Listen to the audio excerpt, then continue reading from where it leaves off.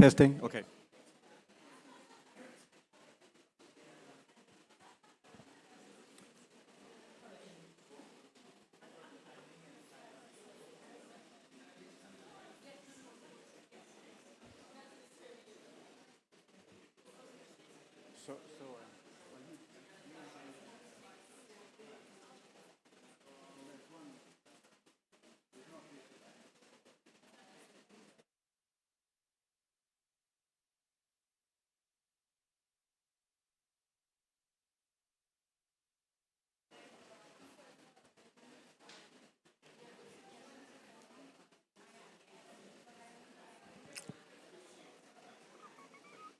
Order, order, order.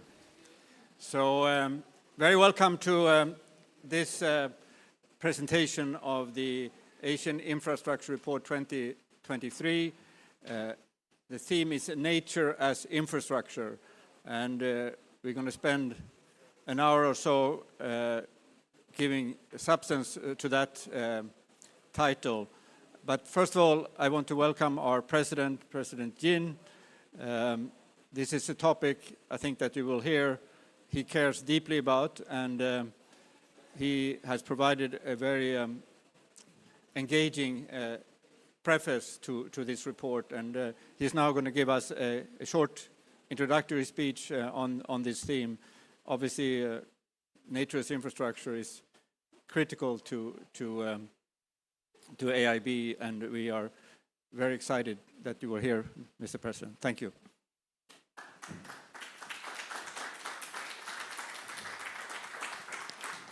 Thank you, Eric.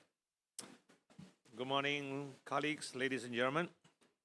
It's really my pleasure to welcome you to the AIIB Pavilion for the launching of our bank's 2023 Asian Infrastructure Report on biodiversity.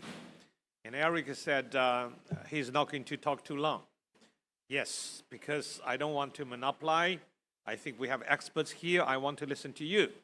On the other hand, I will not be too short because I want to share with you my ideas, my feelings, and my life.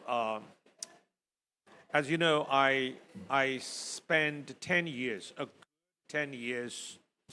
in rural China, south of Yangtze River. Beautiful places, mountains, rivers, and I can tell you my personal experience in living with nature, enjoying nature, and possibly contributing to nature.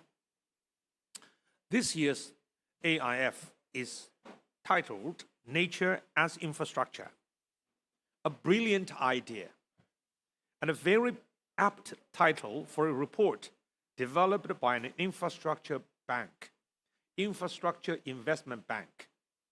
As far as humanity is concerned, nature is indeed a form of infrastructure. Nature is a very special form of infrastructure at that. While infrastructure is commonly understood as being a human construction, nature is the most essential form of infrastructure that can be imagined. It has the power to feed us, to heal us, and to help us grow. We humans depend on nature, and the biodiversity it facilitates for our food, energy, water, resources, medicine, employment, and leisure. Mankind simply cannot exist without nature. Our natural world is the most fundamental type of infrastructure that can be conceived.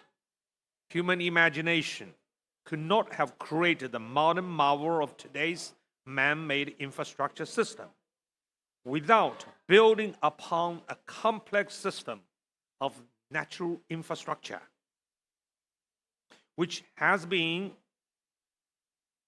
evolved and shaped over billions of years thanks to the evolutionary process. Over the last 2 centuries, the infrastructure designed and built by mankind has proliferated. inconceivable both in scale and complexity. Railways, expressways, tunnels, bridges, seaports, airports, telecommunication towers, power plants, and so on and so forth. Our modern infrastructure has catalyzed global trade and economic growth. This itself is underpinned by the invisible infrastructure of an international financial system that instantly channels financial resources for trade and investment. It's just like our human body's blood circulation system.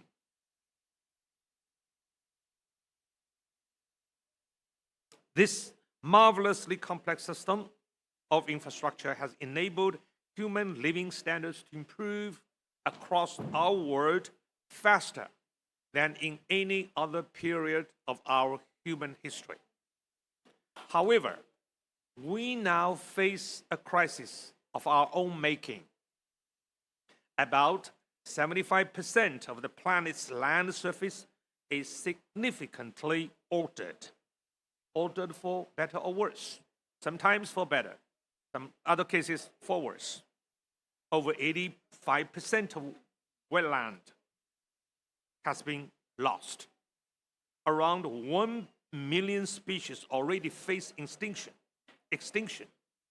many in the next few years, with the global rate of extinction now hundreds of times higher than average over the last 10 million years.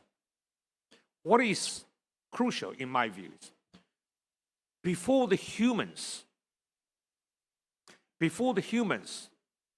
set up their world on this planet, species extinction will lead to the creation of new species. Not anymore. We actually have taken the land, which will not make it possible for other species to be born into this world. That's the major difference. So in many cases, human-made infrastructure has now been making a dent, a terrible dent to nature, resulting in environmental degradation, biodiversity loss, and first and foremost, climate change. We should understand that the symbiotic relationship between the human world and the natural world is now starting to fray. I want to highlight the point. What human-made infrastructure is to nature is what leaves are to the trees. When the natural infrastructure withers, like a withered arm, all the human-made infrastructure will not function. When the tree dies, all the leaves will fall off.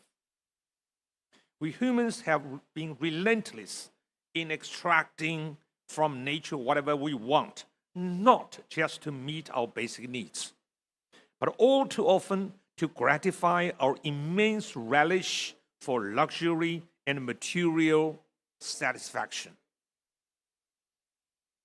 In our pursuit of such a vanity, we have been in the course of nibbling bare the very essence of nature as infrastructure which sustains our survival and offers humans the promise of long-term decent living conditions. Please, we are nibbling bare. We have not nibbled the bear, otherwise we will all die. But this process is really very, very dangerous. That's why I call climate change a clear and a present danger. Nowadays, we are suffering from an increasing number of natural disasters that stem from our irresponsible behavior. Disasters that appear natural at face value. Fires, floods, droughts, desertification, even earthquakes are induced by human activity. And consequently, all other species are falling victim to the imprudent human way of life. So the natural disasters are not really natural 100%. Yet other species will not protest. I talked about that on many occasions. Please take care of environment. Please take care of nature. Okay. Other species will not protest. They will not take to the streets. They just disappear. Humans cannot survive alone, to say nothing of thriving on this planet. It's high time to stop this destructive process and reverse the course toward a more sustainable path. It is high time for us to come to terms with nature. We cannot keep asking more. We cannot keep asking for more. Like Charles Dickens' Oliver Twist. Please give me more. No, that's it. No more. Please. Oliver Twist suffered. We do not suffer. He is asking for the basic needs. We are not. That's different. Please go back to read Charles Dickens' Oliver Twist again. It's different. We should not ask for more. This year's Asian Infrastructure Investment Finance AIF report provides a critical foundation for our thinking on biodiversity. While there are many insights, sagacious insights, what I would say, to pay tribute to the drafters, to our experts, which sparkle up this year's AIF report. I would like to highlight three that stood out from among the rest. First, AIIB's geographical coverage of operations include regions which are among the most exposed to our planetary biodiversity crisis. The Asia Pacific, for example, has already lost 55% of the biodiversity, making this region particularly vulnerable to the effects of further loss. We in AIIB, therefore, are duty-bound to make a meaningful difference. Recently, I got some news. Maybe from some Western countries, the bed bugs are thriving. I don't know why. And they would travel to the rest of the world, visa-free, airfare-free. So I was wondering, if we destroy all the species, are we going to supposed to live with bed bugs? They are more resilient. Secondly, as an infrastructure investment bank, we must be open and honest about the risks the infrastructure investment may incur.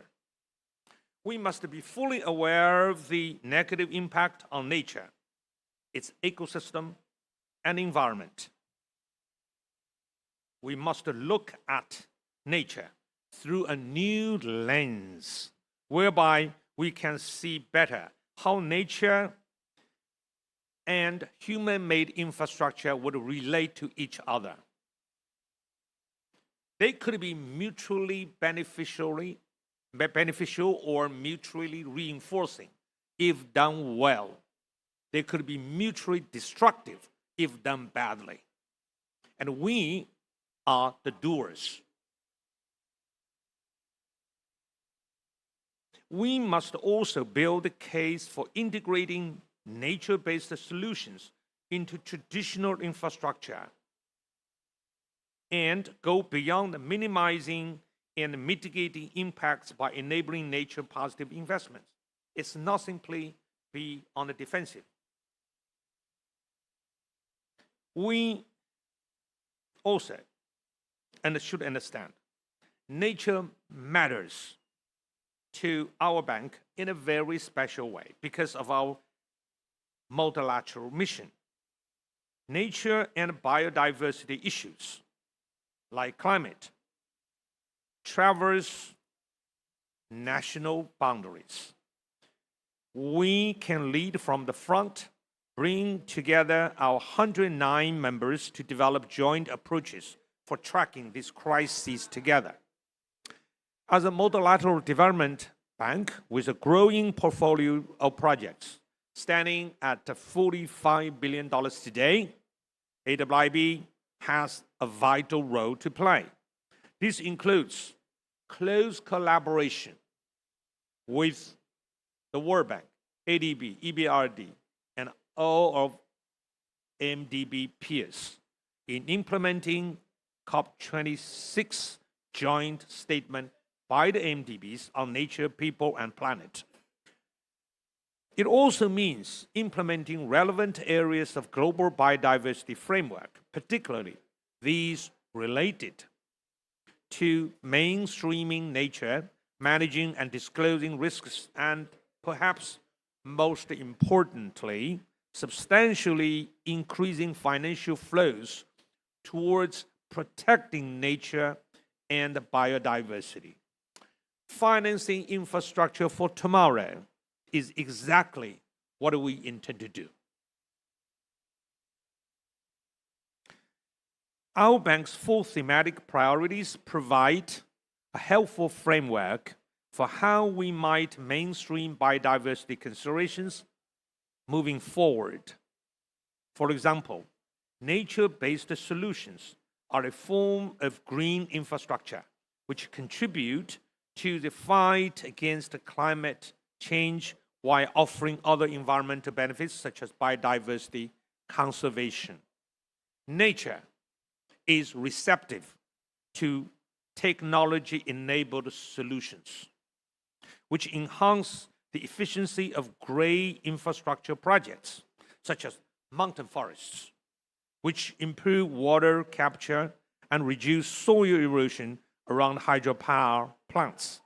Regional cooperation lies at the heart of integrated river basin management, mangrove rehabilitation that improves flood protection for riverine and coastal communities, and installation of wildlife corridors to support migration routes for endangered mammals and bird species.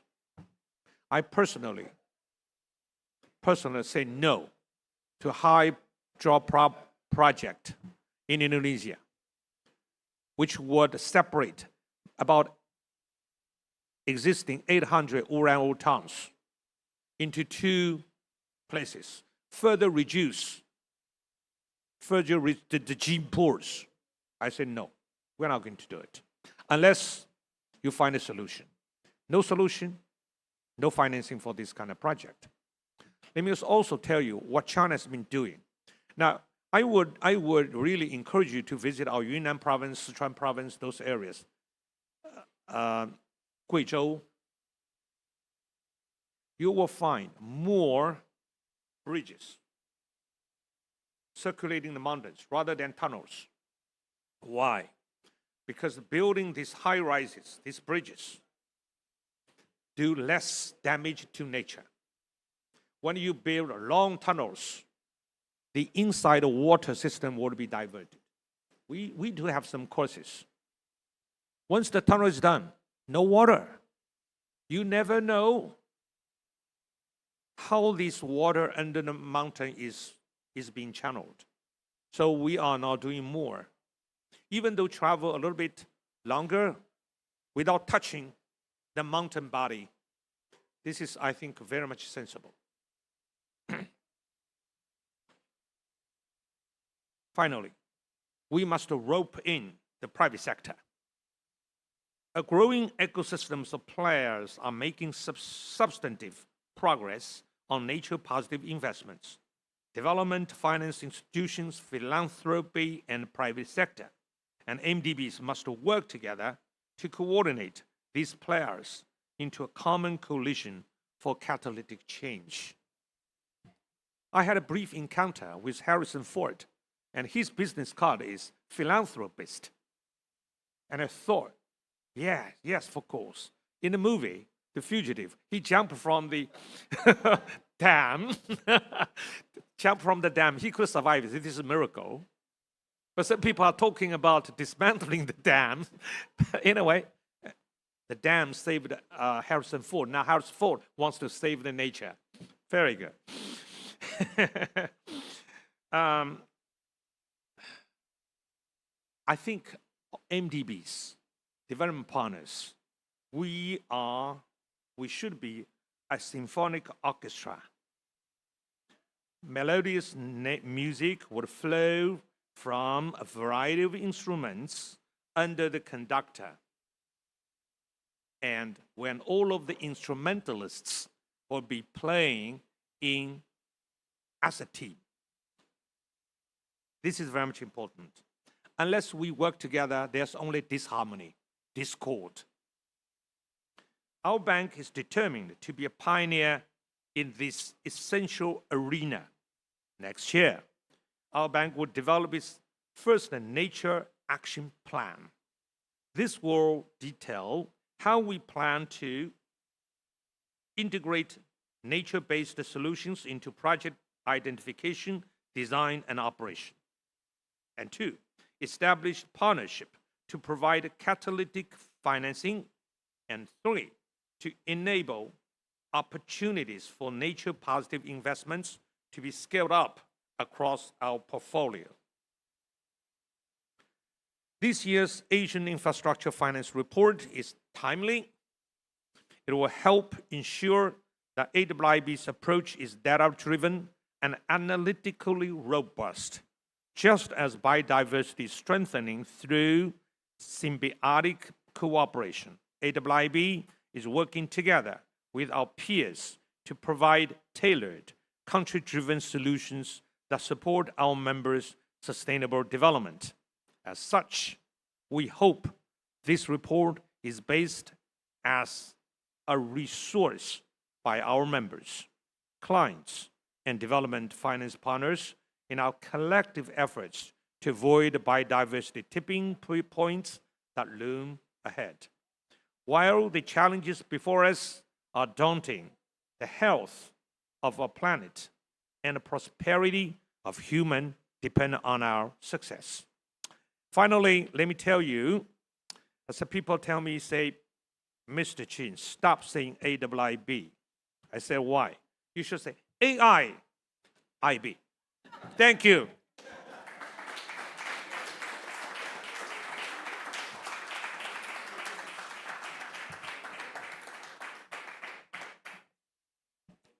Thank you, President Jin. I don't think anyone who listened to this introduction could doubt the personal engagement of the President. And you know, it's a great privilege to work for someone who really deeply cares about the topics that you are analyzing. So thank you again, Mr. President. So we're going to do a brief presentation of this report. Actually, there were a few messages that was in the President's talk that I thought was absolutely spot on. So the other species don't have a voice. They just exit, or they just leave without making a noise. So we have a responsibility because we have a voice. You spoke also about how we need to work as a symphony orchestra and work with the other MDBs, and I think that's very much what we are trying to do. And we, in this report, I should acknowledge that we had tremendous collaboration from the World Bank in particular, but we have also had a lot of other collaborations, and we will come back to them later.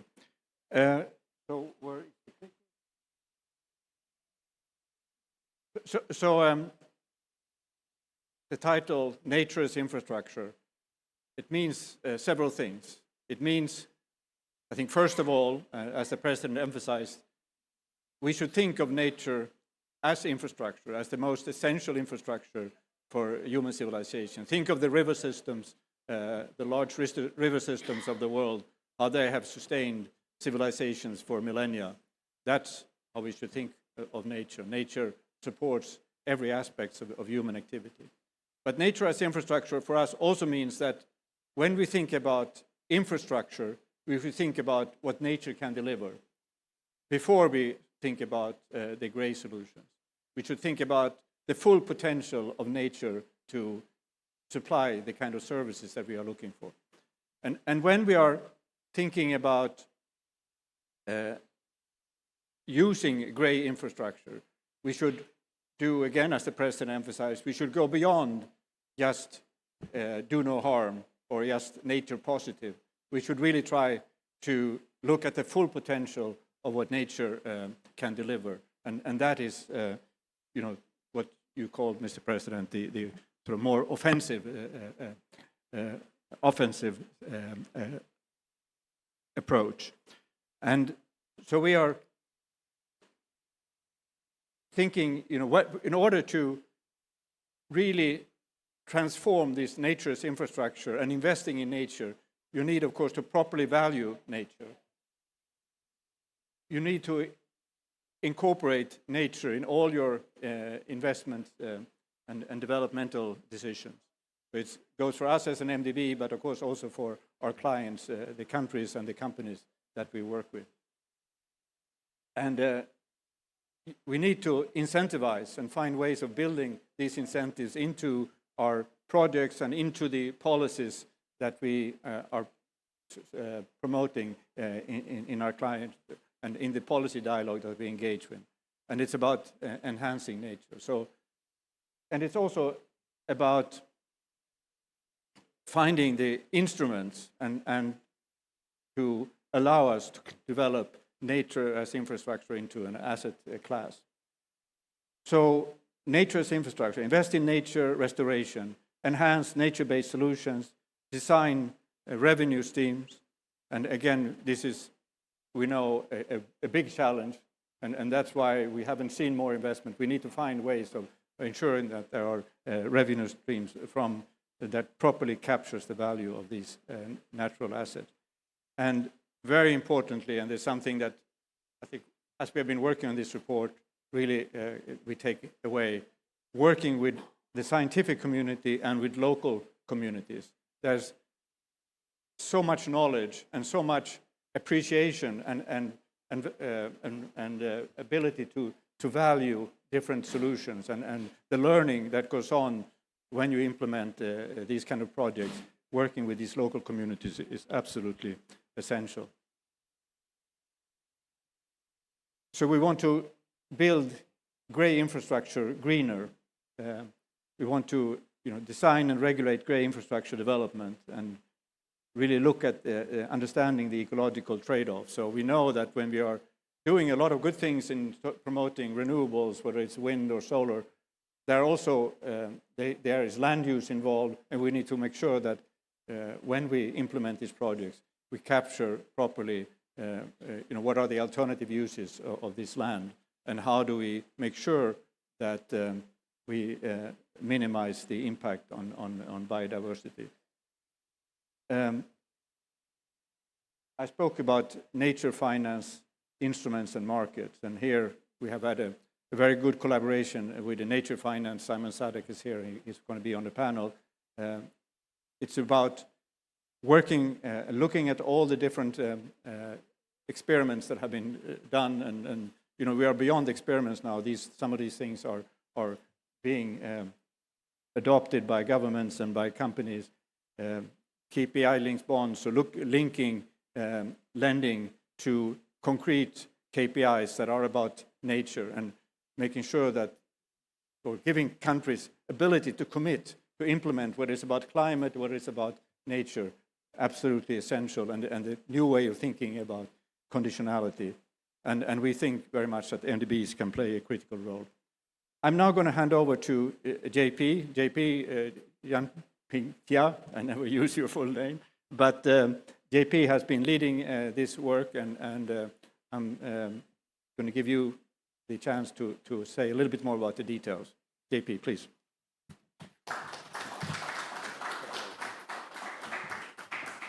Thank you, President. Thank you, colleagues, and thank you, my honorable guests, for being here with us. Let me also give a shout to the colleagues back in Beijing office who have contributed to this. It's my great honor and privilege representing on their behalf. We need to reconcile with nature, we cannot keep asking it for more. Frankly, when I saw this slide from President a few weeks ago, I kept reading it. It really helps me think through the issues in hand. And for Infrastructure Bank, we want to do more projects, but for President to make the uncomfortable conversation mainstream, how to do projects better, I really thank him for the leadership, for making what is potentially a difficult conversation something more mainstream and urging us to do better, and thank him for that. Let me say that last year, you will have seen the Dasgupta review, and the Dasgupta review says very clearly, points out all the risks of nature. So this report, AIF, it's really our distillation of bringing the two conversations together, the need to protect nature and the need to develop lots of infrastructure. Asia has to invest at least 1 or 2 trillion in infrastructure every year. That is the infrastructure gap in Asia, and that's the one that AIIB is designed to close, right? So you need to really bring the two conversations together, and let me say that this is the big picture. Infrastructure has to address both climate change, protect nature, and yet allow Asia to develop. We start with the big picture. I'm going to skip through quite fast. The macro picture, how much is infrastructure worth? I got to really thank the World Bank team for supplying us with a lot of nature data. The World Bank Changing Wealth of Nation team has been excellent in the documentation of natural capital. So we have run a lot of regression. So you know, GDP growth is due to labor, due to capital, due to technology. So we ask ourselves the questions, is it also due to nature? So by putting in nature as a component of growth, we found that yes, ecosystem capital is important in explaining economic growth to the tune of maybe 10 trillion a year for the world economy. It is important. It is unpriced, but it is important. It contributes to the GDP growth of countries across the board, right?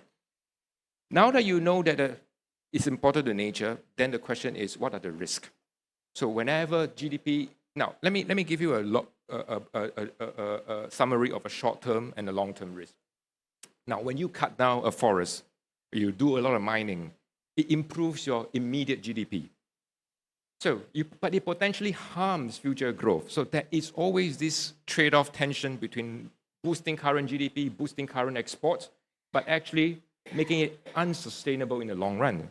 So in one of the chapters, we undertook a simulation. We say that, okay, look, if GDP is harmed in the future, what does it mean for debt sustainability?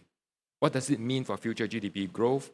What does it mean for interest servicing costs if you harm nature? And yes, we found out that we simulated a lot of ratings. We found out that yes, there is a potential for the degradation of nature to harm future GDP, reduce debt sustainability for countries, lead to highest interest costs, and so on. But importantly, properly valuing nature may actually create a new revenue stream to allow developing countries to borrow against. If countries protect forests, if there are KPI bonds that are being issued against the forest, it potentially allows, it can flip it into an opportunity that potentially allows developing countries to have more access to finance if nature is properly valued by them and valued by the market and valued by all of us. Let me skip through the part that this part is the most important. This chapter 4 takes the title of the report. And President mentioned a few, let me just again highlight, what is nature as infrastructure? First of all, most importantly, think of nature as the most essential human infrastructure. That's the big picture. But undergirding this, what do we mean? Invest in natural assets if they provide you with infrastructure services. Direct investments into natural assets, the forests, the mangroves, the trees. There's no reason why an infrastructure investment bank can only invest in grey infrastructure and not the green ones and not the natural one. Change when you reframe it, it's obvious. You can invest in a green infrastructure, natural infrastructure, if it provides you with the kind of infrastructure services. Scale up nature-based solution, mentioned by Eric, mentioned by President. And finally, create an asset class out of nature. And we didn't stay at a very big macro picture. Let me show you some of the detailed work done by the economists back in HQ. So one of our young economists, he went to the field in China. he collected county-level data that shows the effects of tree planting over 30 and 40 years. And very interestingly, he managed to get China to assist by the provision of meteorological data. So county by county meteorological data. What has the effects of planting trees in China shown? There is no loss of agricultural productivity, even though more land is used to plant trees. No loss of agricultural productivity. More green space, more greening in China, in North China specifically, and slightly reduced dust storms, slightly reduced dust effect to the country south. So he did a regression discontinuity analysis, comparing the counties in the north, comparing the counties in the south. There is a positive and beneficial impact with no loss of agricultural productivity. Some of the pictures he took in a field from China. One of my favorite examples. So in northern China, due to some mining, some of the land got very scarred because of open mining. What did the villagers do? What did the locals do? They started planting a type of trees, a type of shrubs, to use the nature to rehabilitate a scarred land, to repurify the water and allows the land over a few years to become productive again. Nature as infrastructure. One of the young economists from Indonesia, she took province by province data and she mapped against the incidence of flood and showed that mangroves reduce the damages caused by tidal flood. Bullet number 2, to me, is the most important. I wasn't surprised that mangrove help reduce flood losses, but she found out that mangroves particularly protected poorer provinces. Now, I reflected a little bit and begin to understand. Poorer provinces, poorer infrastructure, poorer housing. So when the floods come in fact, relatively speaking, the damages were higher in the poorer provinces because of the lower quality of roads or lower quality of infrastructure. So by protecting the poorer, by having mangroves, you are in fact protecting the poorer parts of the provinces, and that to me was an important nuance, important message, but it really motivates me to think more about nature as infrastructure. We have an example of Bangladesh wetlands, how it creates economic activities for fishery, how it helps the fishery industry. We even have an example of mangroves in Red Sea, where the villagers use the mangroves in the Red Sea to grow bees. I came from Singapore. I never thought that there will be mangroves in the Red Sea, but there you go. I learned something in the process. Now, important to value infrastructure, we need to bring in the cost and benefit analysis into the project assessment, like President mentioned, and this is developed further in the chapter. In the interest of time, I'm going to skip through this. Now, the next 2 chapters are difficult chapters, honestly, even for an institution like us to deal with.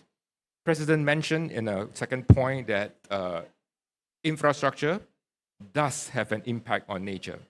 And this next 2 chapters talks about the impact of infrastructure on nature and on biodiversity, and urbanization on nature. And those are the 2 chapters that we debated a lot, we checked the results a lot, but then we feel that it is important for us to share this as well. Let me show you the kind of infrastructure scale up that Asia needs and the world needs. In order to do the research, the project team took hundreds and thousands of sample points of where infrastructure is built and geospatially mapped them into biodiversity indices, biodiversity sensitive area, in order to derive the results. So a lot of data work was done by the team back home to map infrastructure development with biodiversity geospatially. And what do we see? On the chart on the left, indeed, for example, wind farm developments are occurring at biodiversity sensitive area, more so than coal, more so than solar. Now, why? Chase for yield, because when you go to a virgin place to build solar farm, when you go to a virgin land to build wind, the yields are higher. So the chase for yield means that there is becoming a trade-off between getting more yields for your renewables versus exploiting regional kind of, exploiting more wild places, right? So this becomes a source of tension. We propose some solutions. The team checked through land use types And very helpfully, they found something important point.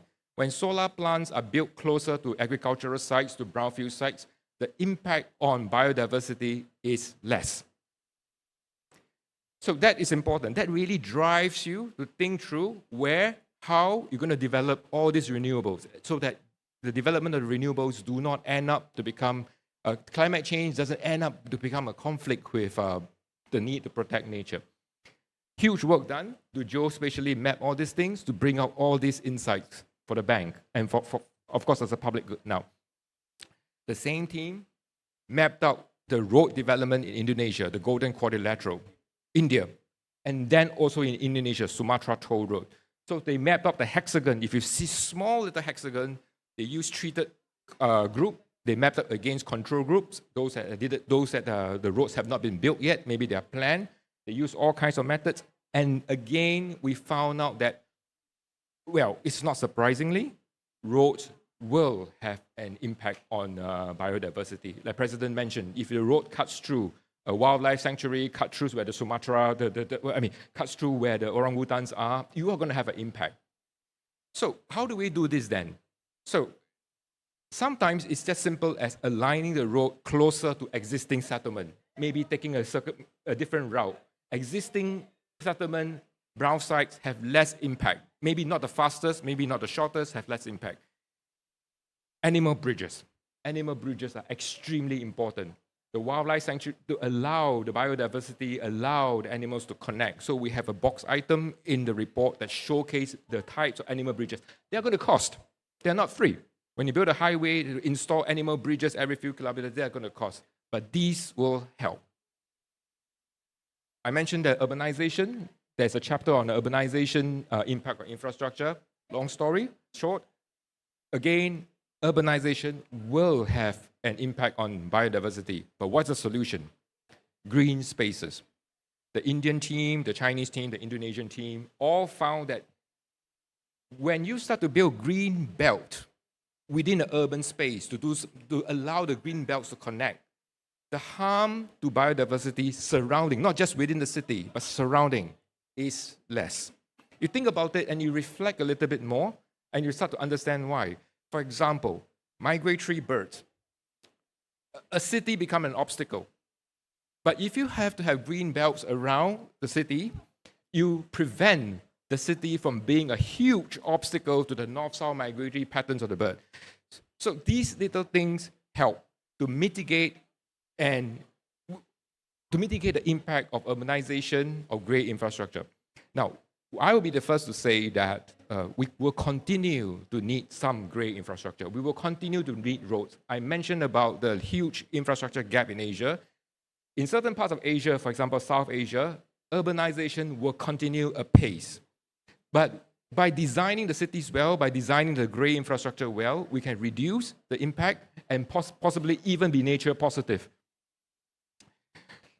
Finally, let me say that markets play an important role, and I want to give the team back home a big shout for this piece of research, which is probably one of my favorite as well. So the team took all the negative ESG news, map it to the share prices of the company. So whenever there's an ESG negative disclosure, the team maps it to the share price of the company. And guess what? The team found that, yes, markets do indeed kind of result in a lower price for the share price every time there is a negative news. Now, why is this so important? This tells you that disclosure, together with the market, can lead to some kind of disciplining device to incentivize firms to do better. When you have negative disclosure of ESG, if the market does react negatively, it kind of acts as, again, a disciplining device from the firm. To be fair, we have not really understood this transmission mechanism. Is it due to the fear for government sanction, government fines, or negative disclosure? Is it because of investors' risk aversion to companies that have a negative exposure? We'll do further research, but it's promising. Disclosure plus the market can lead to better outcomes, and that, I think, is the key message of the last chapter on firms and analysis. let me thank you for bearing with me. A very fast-paced presentation, a little bit of a rush. To do justice, please follow the QR code and download the report and read it in full and share with our comments and be part of our journey to make nature as infrastructure and to protect the most critical infrastructure for us. Again, I thank President and I thank Eric for the opportunity. Thank you for being here. Thank you so much.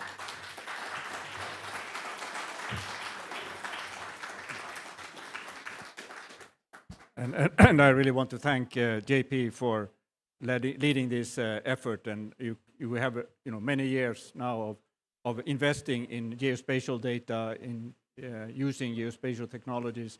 You can see here how it really pays off in terms of analytical rigor. So, and thank you to the team in Beijing. It's been wonderful to see how, from a year ago, very few of them have worked on these topics before and have now applied them. And I think you can see that the excitement and personal engagement that this topic leads to.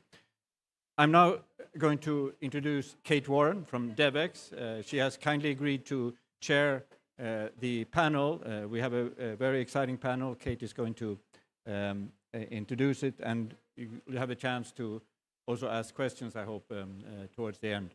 So Kate, the floor is yours.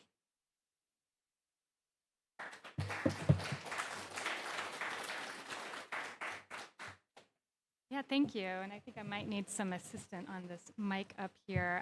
But thank you to Eric and JP and President Jen for so nicely setting the stage for what this report really seems to me as a paradigm shift in how we view nature, not just as a passive element to be protected, but as an active provider of infrastructure-like services that can provide societies opportunity to balance both economic growth and environmental sustainability. So I'm really excited to dig into this a little bit further with our panelists. I'd like to welcome all of you to the stage, and then we'll introduce you.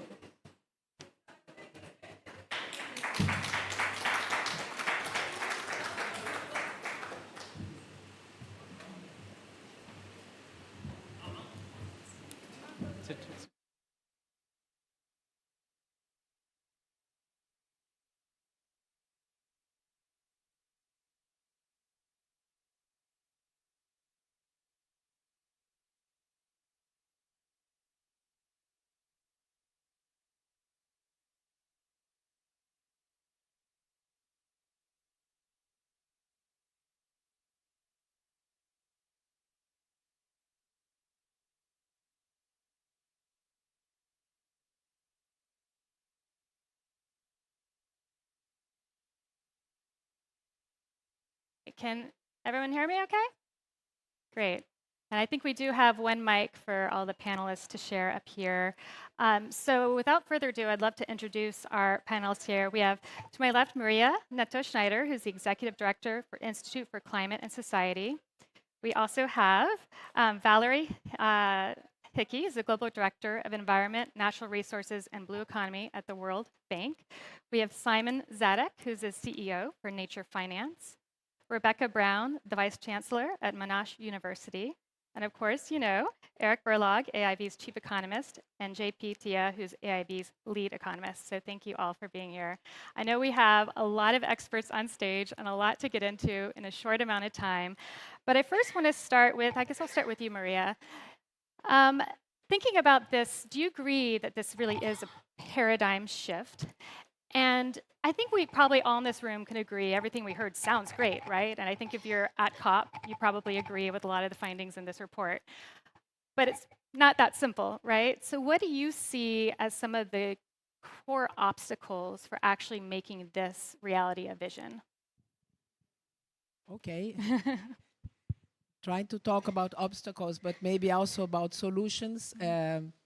First of all, when we are looking at infrastructure, and as I'm an institute in Brazil, philanthropy on climate in Brazil, I'll refer more about the Brazilian experience. But let's take infrastructure. We just had in Brazil now a major plan from the government called PAC, which is to grow enormously our infrastructure investments, particularly at subnational levels.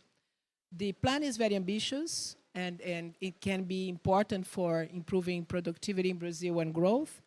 But the plan lacks today clarity on the criteria that it will use in terms of applying not ESG safeguards, but going beyond that, looking at how the infrastructure is being constructed so that, for example, it is resilient, it can result in reductions in greenhouse gas emissions, that can consider, for example, better relationship with the nature.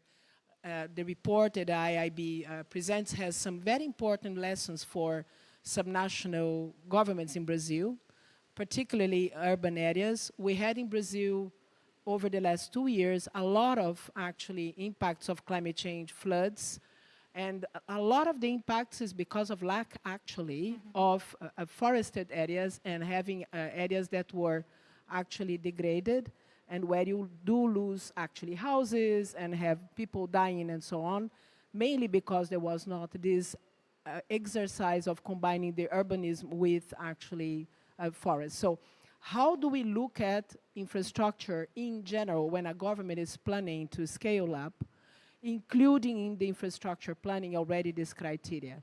And that's something that we are not yet doing, and I think is an important area we need to work with, to be very specific when you talk about concessions, biddings, and so on, PPP agreements, and so on. How do you value that? So that's one barrier.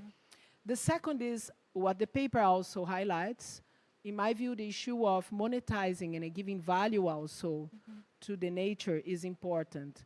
We may sometimes give some value for the risk assessments and the impacts, but we don't look also, again, at the benefits and the costs that may be reduced in the future, including economic costs. So talking again about the disasters, if you take over the last year, the climate-related impacts in the world from disasters, about 50% was only insured.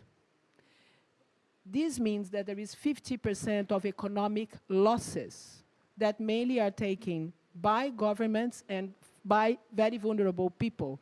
In developing countries like Brazil, the insurance probably is going to be 80% losses because there will be not that much coverage. So the issue of monetizing and understanding also how the costs of not doing so can have a very important economic budgetary impact for governments and for private sector. I mean, it is important, and it is still a challenge. How do we present this in a proper way? The third one, the paper talks about TNFD and some exercises that are going on, which are very important in trying to create criteria for investors to understand how to go about it. But it still is very difficult to disseminate and make sure that private sector investors do understand this. I remember in Brazil when TNFD came for the first time to talk, the Association of Banking and some other associations asked, I used to work with a laboratory on sustainable finance with the value market, the regulator. They came to us and said, can you guys manage this conversation? Because we don't think we are ready for that yet. So how we translate that to actual metrics and things that banks can start looking and investors can start considering. And again, not only on the risk side, but also on the benefit, that this is maybe a better opportunity of investment and so on, okay? Maybe I will stop here because I think we'll have a big panel here to talk, but happy to come back afterwards. Great. Thank you. Thank you. Well, well, I'll pass along to Valerie. Yeah, so I'd love to hear. There we go. We don't want to strangle anyone up here. What would you say is the present status of global valuations for natural and ecosystem capital, and how does the World Bank see this in part of your investment portfolio? So thank you, Kate. And I really do want to congratulate AIIB for what they've done, because I think this is a frontier topic. And I think, as Maria said, one of the biggest challenges we have in this space is the data and the metrics. And in fact, coming to agreement on what they are. One of the concerns I always have, one of the things that makes me nervous when we talk about nature as infrastructure, is that sometimes we've had a history of saying this, but actually using it as a Trojan horse to do conservation as usual. And that's why having metrics and data is so critical, because we need to be able to prove when using nature as infrastructure that it delivers in the same way. And so one of the challenges we have with data and metrics, I think there's a couple. One is that we don't always agree. One of the challenges, one of the disagreements we're currently having at the World Bank, for example, is with UNEP. We both do natural capital accounting, and we both come out with reports. Ours, the Challenging Wealth of Nations, Eric mentioned it this morning. UNEP has a report called Beyond GDP. They use shadow prices in their calculations. We use market pricing. Using different metrics comes up with different numbers. And the challenges we have when we're dealing with a frontier topic like natural capital accounting is that the more space there is in the distance between how we do it provides an opportunity for governments to look at us and say, if you guys can't agree, come back to me when you do. Mm-hmm. It's an opportunity, it's an excuse for the banks to say, well, we can't invest in this because you guys can't even agree on it. So I think this is something that we have to begin to work on much more closely together, not let the perfect be the enemy of the good, mm-hmm. nor let divergence and 1,000 flowers bloom, so each of us have our own way of doing this. Mm-hmm. Because the reason infrastructure, good old-fashioned grey infrastructure works and everybody invests in it and banks see it as an investment opportunity is because there's a clear unit cost, it's simple, it can be sizable, and it's something that's familiar to them. And until we create the same kind of metrics where we can talk about nature as infrastructure in the same way, where we talk about it in a way that's simple, in a way that's sizable, and in a way that's familiar, we're never going to see the kind of investments and the kind of support. So to me, these are some of the challenges we have all around coming to agreement around data and metrics. Okay, thank you. And so Simon, we'll pass it on to you. So how do you think about making the case to investors on why this makes good business sense for them? And is that realistic and practical right now? Thanks very much. Is this a paradigm shift, this particular report and this moment in time? Yes, but for the reason that you're raising. So actually, the Netherlands wouldn't exist if it wasn't for nature as infrastructure. And my goodness, if we could move Bangladesh to where the Netherlands is today in terms of nature as infrastructure, Bangladesh would be in a very different development space. So nature as infrastructure is not a new topic, but all nature as infrastructure in the Netherlands was paid for by the state. That's the big difference, and that's the shift today. That the reason we're talking about natural capital accounting, monetization, revenue streams, financial instruments is that we're not in a position in almost any country to fund nature as infrastructure simply through public finance. So our challenge, our measurement challenge, the challenge also that Maria raised, all of these are linked to not nature as infrastructure as a brand new idea, but its linkage to the question of how one finances it and how one monetizes it in a way that can drive private investment. Mm-hmm. Yeah. But of course, drive private investment in a way that it delivers the nature as infrastructure that we actually want, as opposed to potential other investments that may be profitable, but may not be quite what we need. Mm-hmm. So what's going on? Well, we've already heard mention of some of the standards development, the geeky stuff that's happening inside the financial community. The Task Force on Nature-Related Financial Disclosure, yes, it's downside risk analysis, not primarily upside opportunity analysis, but clearly that will have an effect on the way in which nature is priced in asset valuation and asset allocation. Similarly, we see now a host of central banks beginning to look at nature through a financial stability lens, and we begin to look at a host of financial regulators doing the same thing. Obviously, they have a very different set of instruments, but those instruments will begin to cascade down and influence capital requirements, interest rates, all kinds of other pieces of the financial market architecture that ultimately shapes that person who makes an investment decision. So we shouldn't forget the financial market infrastructure in thinking about the nature infrastructure, if you like. This is not just an end of pipeline analysis.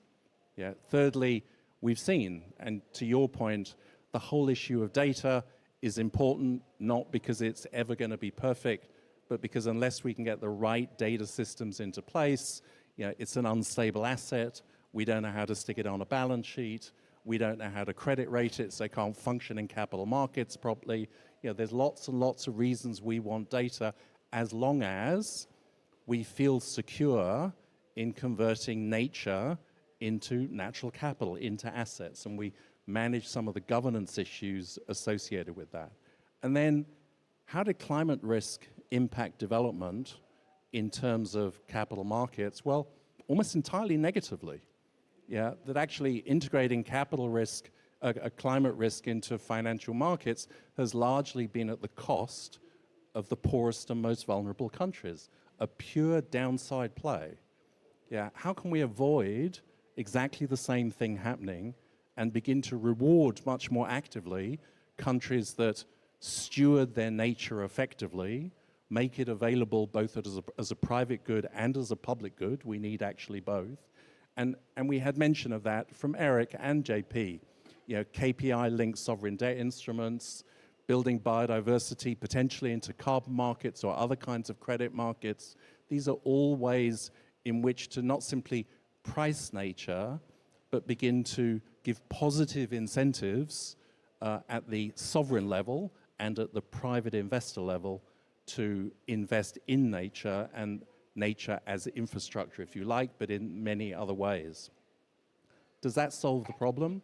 Actually, no, it doesn't, because we know that financial markets are notoriously short-term, often don't like making long-term investment plays, and that's why we're sitting in a meeting with the AIIB. Yeah, if financial markets were going to figure it out themselves, we wouldn't need development finance institutions.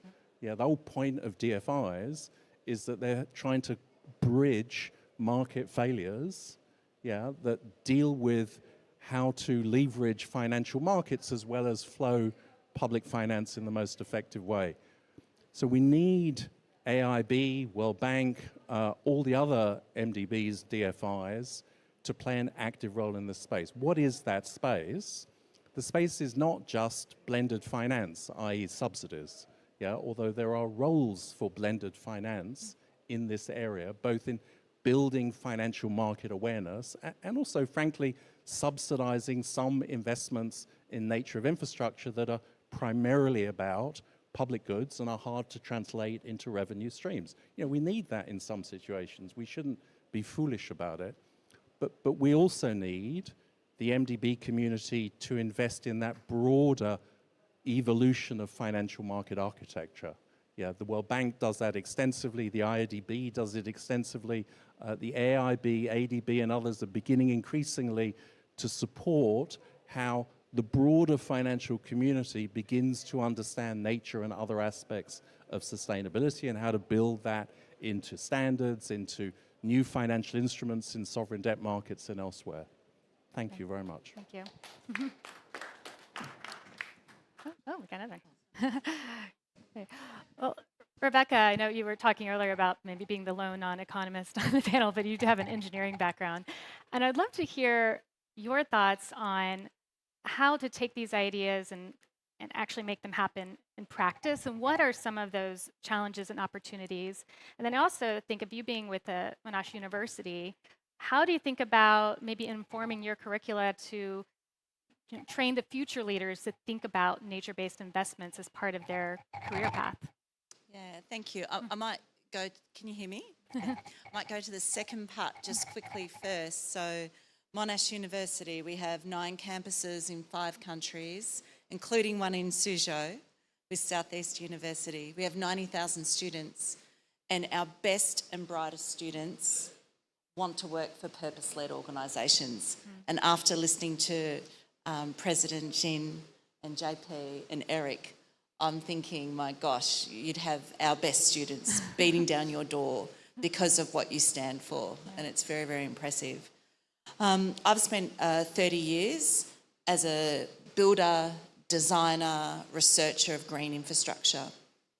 And going to that question about barriers or challenges, one big program I'm leading at the moment is I'm revitalising 24 urban slums across Asia Pacific with green infrastructure, hoping very much to have a material impact not just on environmental and ecological services, but also physical human health. And we're monitoring the gastrointestinal health of all children under the age of 5 every quarter through stool and blood samples, and looking at doing all the genomics and DNA work to see what's happening to people's health and how quickly they recover through greening this urban environment.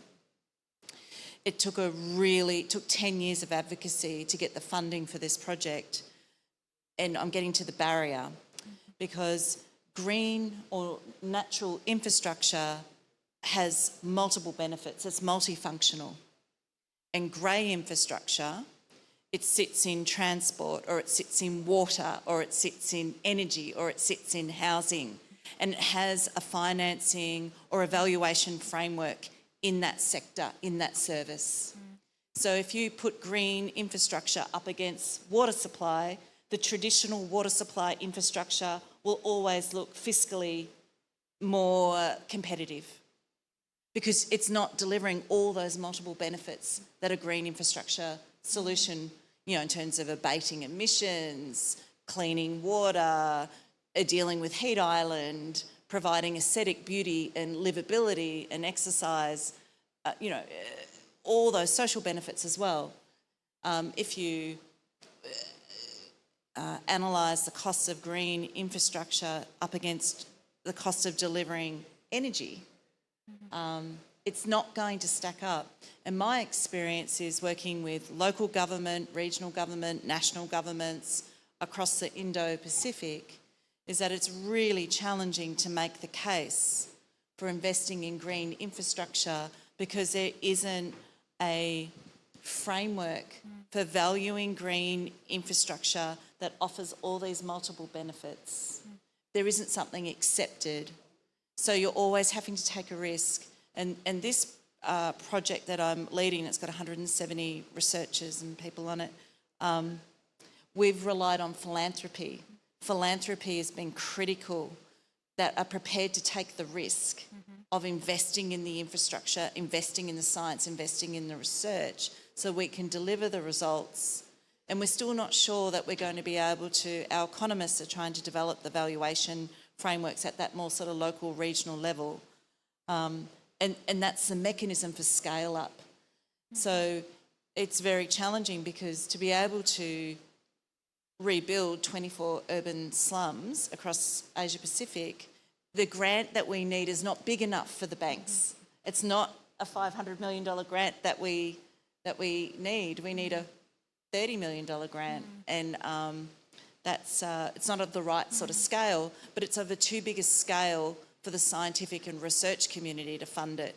So the scale, the financing scale doesn't quite fit. The valuation frameworks don't fit. The infrastructure itself has to sit in some bucket. Is it a water? Is it energy? It has to sit in some bucket to be funded. So there are many path dependencies in terms of the practice to actually really doing it in practice. And where I've gotten to with my team is that we're doing it all from a human health perspective, because the minute you move out of the sort of infrastructure funding and you move into human health, there's a lot more money, there's a lot more openness, and there's a lot more interest in the multi-benefits, and particularly when you put it in a health and you put it in sort of a health, a well-being, climate framework. And that's just, I suppose, where we're at. Yeah. Thanks, interesting. So, yes. Eric, I'd love to follow up on that and this discussion of, risk, and to Rebecca's point around maybe the funding amounts not aligning. You mentioned when you gave your overview of the report how AIIB is thinking about new investment vehicles for investing in nature-based solutions. Can you give some examples around some vehicles you're thinking and considering and how they can maybe mitigate some of these challenges Rebecca laid out? Yeah, just let me make just a point on data, because I think it is, and it's part of the investment actually to invest in data. And as I said, we have benefited tremendously from the investment that the World Bank has made over decades now in building these data sets.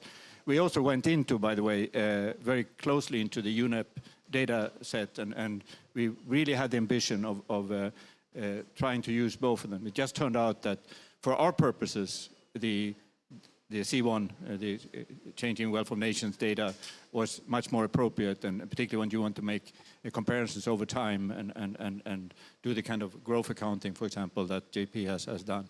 So I think we are reaching somewhere in terms of having two data sets that are used for different purposes, and you just have to understand that, you know, when you're going to the financial markets, you have to agree on what data you're going to use, and it's going to be about metrics, and it's going to be about data. Without that, we won't make progress. So, and when we talk about different sort of vehicles for getting, so I mentioned these KPI-linked instruments, for example, debt instruments typically. Those require obviously data, because you have to measure these KPIs against something, and there are many examples we have been involved in Egypt, for example, where they created this NUEFI platform, and part of that was a KPI-linked debt instrument that allowed Egypt to increase its commitment under the NDCs, the National Determined Contributions, and as long as they stick to that and carefully measured, they will have a lower interest rate for this loan from Germany. And I think this is just one example of how we can really become much more concrete in terms of how we make progress on both on climate and on nature. And so these things come together, investments in data. And one of the things, and JP often emphasizes this, when we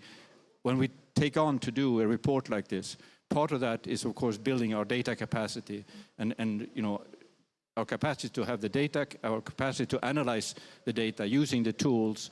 And we have, as you saw, many young economists coming in, very excited. The kind of skills that I had was never part of my training, when I got my PhD. Now we are getting a new generation of economists that are committed, as you say, they want purpose, and they want to work on climate, they want to work on nature-based thinking. And, it's a wonderful opportunity for us to tap into this, and also tap into different environments that offer this kind of skills. And that's how we have worked with the nature finance as well. I'm not sure I answered your question, but I just wanted to emphasize this. And just one last thing on Rebecca. So Rebecca and I got in contact because of her work exactly on working on slums in Asia. And I think one thing that I really take away from your experiences, and I mentioned it up front, is working with these local communities to understand and get their buy-in when you are building these infrastructures. And they understand the health benefits. They understand what are we trying to achieve. That sense of ownership, and also that information that you get. I mentioned from this Sanbei project in North China.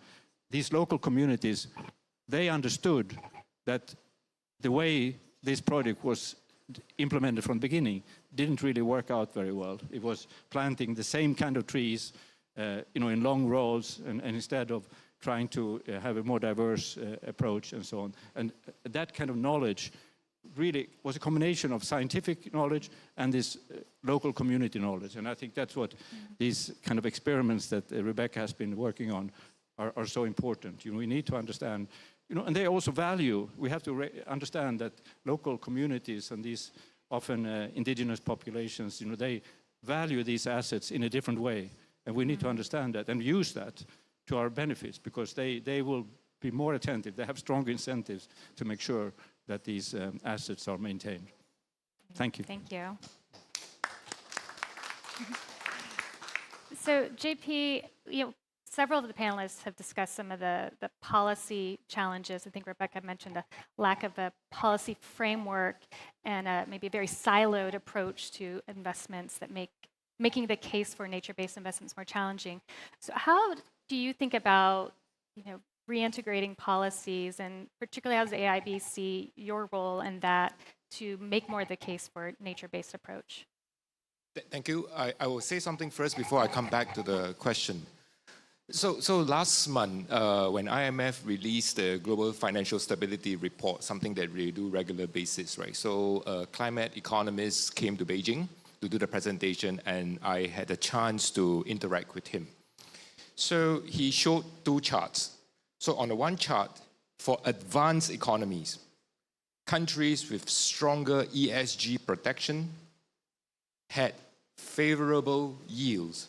Now that's a good result. So countries, among the advanced economies, countries with better ESG protection, the yields are better for the countries, more favorable. But for developing economies, the relationship is reversed. Developing economies that have stronger ESG protection, the yields are worse. It is as if the market punishes them for having stronger ESG protection. So I had a discussion with the the senior climate finance specialist. Why is this happening? It turns out that there is a very simple long-run, short-run trade-off. So whenever the developing economy extracts more from the ground, cuts down more forests, exports goes up, GDP goes up, and immediately the market kind of reward this as if that the economy is doing well. The reserves are going up, your exports are going up because you cut down the forest, you sold the logs, right? So I don't have the answers. I don't have all the answers, but my sense is that we need to find policies, disclosure, or through debt sustainability analysis or whatever, to turn that relationship around for developing economies. Those that do better by nature needs to be rewarded for it and not be punished for it. Not be punished because they kept the forest. Not be punished because they kept some of the things, the minerals on the ground, right? So unless international community, whether through IMF, DSA, rating agencies, find a way to reward, we end up with a measurement problem, incentive problem, and so on. I think that I don't have all the answers, but we need to find a set of policies to turn that relationship around so that they are like advanced economies. Those who do better by the environment gets better yields. So coming to AIIB, I think we have laid out a few broad parameters, like President Eric mentioned. First, we have an ENS strategy, ENS policy, sorry. We always aim to do no harm. But now we need to do better. We need to find ways to incorporate NBS, nature-based solutions, in the project. Our climate action plan, Sir Danny is leading that work. Next year we'll come out for the climate action plan. I hope that there will also be components as how AIIB can catalyze more private sector financing towards developing countries to do better by nature. That is my hope, but I think something that the organization will go spend time developing policies and instruments with our shareholders. Thank you so much. Thank you. I'm just going to look to see. I know we're getting close to time. We got a little bit late start, but if you're able to stay a few more minutes, everyone. I know we wanted to open up the floor to any questions. So does anyone in the audience have any question they'd like to pose? And President Jen, please. I'd just like to support JP's point. I told you I stayed a good 10 years in rural China, starting from 1968. The rivers were clean. We could swim in the river, and if we've got thirsty, we just drink like a fish, no problem. And you know why? All of the rivers in most of the places in China were polluted. Because when the rural and village enterprises came into being, they pollute. You follow ESG, forget it. What's your cost? So everybody is polluting. The most polluter actually make the most of the profit. That is why it's so important to set a regulatory environment. And we must have rules, the so-called level playing field for companies to compete. But when China opened up, but we had no experience whatsoever. The government simply wanted people to be doing something different. And I think this is a lesson. Almost every river was polluted. So how could we apply this as a kind of lesson to other developing countries, particularly in Africa, without repeating same mistakes?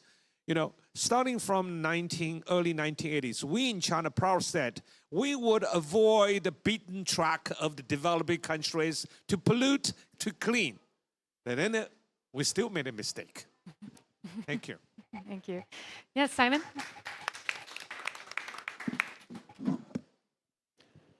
So just building, Mr. President, on your comments, a lot of the financial instruments linked to nature that have been built in the international cooperation space are exclusively focused, when they work, on investing in avoided damage and restoration. The point that Brazil has made as part of the Three Basins Initiative, is who's going to pay for our intact landscapes, the stuff that isn't at risk, the stuff that doesn't necessarily deliver private revenue flows, but that has strong local, national, and international public goods elements. And so, the previous Minister of Environment of Gabon made the observation, the only way I can get any resources through international cooperation for maintaining intact forests in Gabon is by issuing logging licenses. And of course his point is entirely well taken. And so I just wanted to sort of put on the table so that we don't forget that whilst there are many ways that we can develop financial instruments that have direct effects on sovereign risk pricing, that generate private sector revenue, all of these things I think are beginning to evolve, to your point, JP, and others. But there is also some strong public good elements that need to be funded through public finance, whether it be domestic or international. And I think we need to not risk an over-exclusive focus on market monetization approaches, notwithstanding that that's a lot of what Nature Finance, my organization, does, but to balance it off with the need for public finance. Nobody derives revenue from Dutch dunes. It's just that the entire of the Netherlands survives because of Dutch dunes. And I think there are many examples in many countries where that will always be the case. Thank you. Thank you. To actually make the impact we need, the scale we need, what is best case scenario? If we were to come back a year from now, wherever COP may be next year, Bon, I don't know if we can get agreement on that. What would make you say, okay, this has been a success, this has been a paradigm shift, we have been able to shift minds and resources. So briefly, in our last minutes together, I'd love to hear from each of you. Maria? Why don't I? Okay, sure. So I think we first have to answer the question of what are we talking about? Because I think this is where we get confused. Nature-based infrastructure is about using nature to provide infrastructure benefits. So nature-based adaptation, for example, is investing through nature to deliver adaptation benefits. I think we can't confuse it that nature-based infrastructure is not about protecting nature. It's about providing infrastructure. And so I think when you ask the question, Kate, the important part of the question is, how do we define success depends on what we're talking about. Are we talking about development benefits? Are we talking about infrastructure benefits? Or are we talking about benefits for nature? And depending on how we define that success, it becomes very different. Because one of the things we didn't talk about, and this is where I disagree a little bit with Rebecca, is, in fact, for us at the World Bank, nature-based solutions for infrastructure is actually an affordability agenda.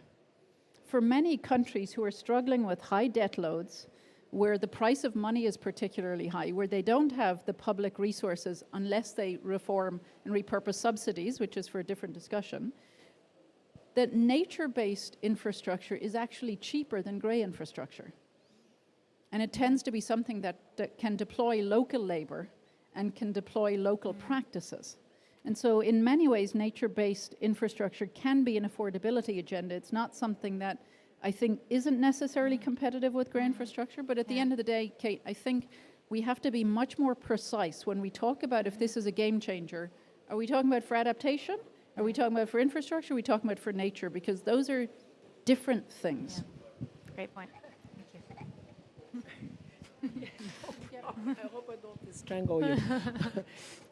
I think if I was going to come here a year from now, I mean, a year is not a long time, but the big change, and I think I like this comment, is really about his comment about how you value even sovereignly and you value in terms of investments, the competitive advantage that you have when you have nature resources, and that you can actually come to the conclusion that a country that is rich on nature resources has a competitive advantage. Now, so for me, the big mindset change that needs to happen at the investment level is to understand the implicit value that there is, not only, again, on the risk management side, but on the opportunities that you have to innovate, to have lower costs infrastructure, to be able to have less economic costs, as I was talking in the beginning.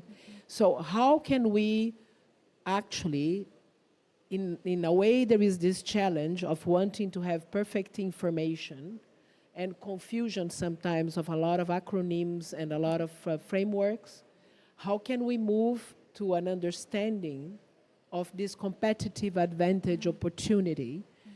I truly think that in the short term, we don't see this. But more and more and more, we will end seeing that, but maybe too late. Yeah. In a way, the costs that we are having today are much, much higher than the ones we used to have in the past. Taking again the example of Brazil, we didn't use to have as many impacts, as many disasters as we are having the last 2, 3, 4 years. We have this huge opportunity in terms of comparative advantage, Brazil, but are we really looking at that as an opportunity for gaining resources? And I think there is a problem of the opportunistic, short-term, always no vision in economics to say, I'll produce more commodities, I will just go for the cheaper option for my infrastructure. And the medium long-term opportunity of, even if that will give more return, create jobs and so on, I don't see that in the short term. So how to move this is the mindset I think we need to have. I would love to have to see this in the next year. I doubt, maybe in but Brazil in in 2 years. Let's see. Simon, maybe we can get a...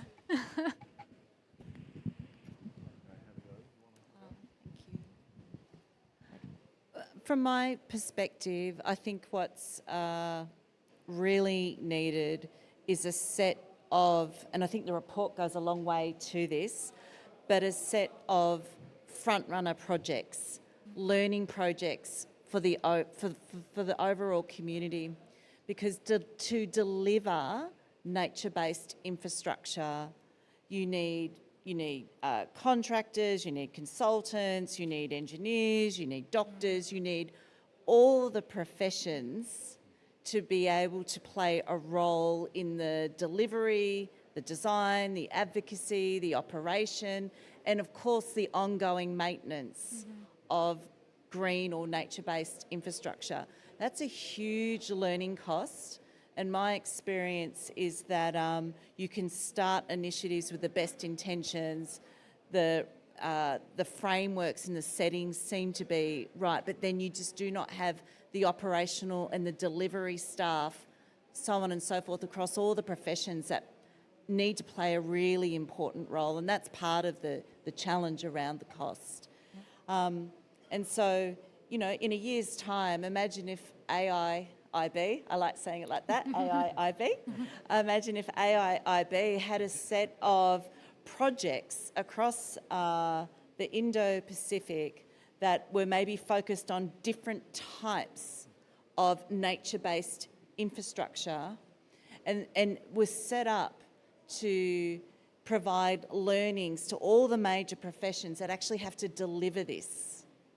Actually have to do to start the capacity building so that there is a community that can operationalise this vision. I think that would be a great outcome. And Valerie, I know you have a hard stop, so feel free to run and we'll wrap up with you. Thank you very much. Okay. Thank you, Valerie. And I'm going to just add to Valerie's definition, because I think we're talking about nature as infrastructure in two very precise ways. One is the nature-based infrastructure, where we look at nature where it can deliver infrastructure solutions. We also, and this in a way is the more ambitious and probably more important approach, is thinking about nature's infrastructure as such, and that's where all these valuing nature becomes so critical. It's about nature as our most critical infrastructure, sustaining life for as long as we know it. And that in this report we apply for, I think for the first time at AIIB, a tool to assess this in the context, a particular project that we're implementing, which is a nature-based infrastructure, or actually nature-based solution integrated into an infrastructure. We apply this tool, so in 1 year's time, I hope that we will have applied this to many more projects in our pipeline, and we will identify more projects and maybe also working with Rebecca's team to see how we can better implement the project. And then finally, we want to use the fact that Brazil is going to be the G20 presidency next year. We are working with them on integrating nature into thinking about the net zero transition. I think that is going to be the real challenge, making sure that these things are not, we saw there were some conflicts, that we need to use the complementarity between nature and climate. And we're going to work together with Maria's team and others in Brazil to develop that vision. Thank you. Thank you. Simon, one more quick word, and then we'll close out with you, JP. I know. Sorry, I thought I would avoid it. So actually, it's to make the bridge, which is Maria makes the point there has to be upside opportunity and competitive advantage. And I think you're emphasizing it through another route. And somehow we have to stop thinking nature as infrastructure is a way of creating an infrastructure for the economy that we know. Yeah, actually, it's creating the infrastructure for a different economy. Yeah, and one of the things that Brazil will be taking forward through the G20 presidency is a working group on the bioeconomy. And if one connects together, financial innovation, understanding nature as infrastructure, and developments in the bioeconomy, one begins to see how the whole system actually works together. Thank you. Thank you. Right, JP, you're good. All right. All right, the panel said everything. Well, thank you so much to Maria, Simon, Rebecca, Eric, JP, President Jen. Really appreciate the discussion. I know you can download the report if you want to read it further. So see the QR code up there. And hopefully when we convene again next year or in the following year in Brazil, we'll be able to talk about some great progress on this. So thank you all. Can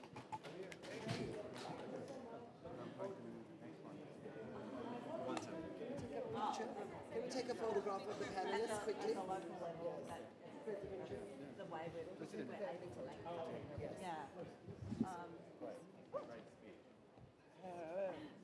Okay, thank you. Great job. Sounds like you're standing in the middle. Okay. Oh, yes.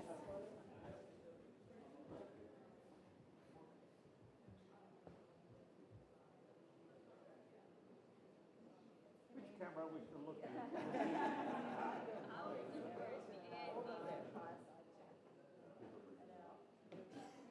Okay, great.